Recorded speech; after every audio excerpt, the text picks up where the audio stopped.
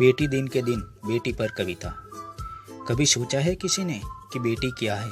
बेटी एक माँ है जिसने बेटी को जन्म दिया, फिर क्यों बेटी को कोख में ही मार दिया।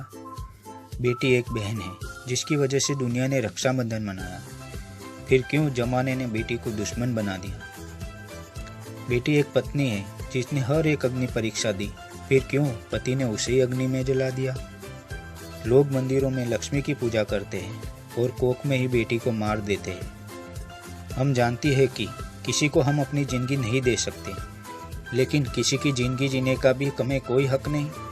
किसी की ज़िंदगी जीने का हक सिर्फ भगवान का है। अगर लोग खुद को भगवान समझते हैं तो फिर मंदिरों में क्यों भगवान की पूजा करते हैं। किसी ने पूछा भगवान से कि बेटी का असली मतलब क्या है, तो भगवान ने मुस्कुराते हुए कहा कि जहाँ मतलब होता है वहाँ बेटी कहाँ होती है। किसी ने फिर पूछा भगवान से कि बेटी कैसी है, भगवान ने कहा कि उसे कभी मत मानना, वो बिल्कुल मेरे जैसी है। माँ चाहिए, बहन चाहिए, पत्नी चाहिए, फिर बेटी क्यों नहीं।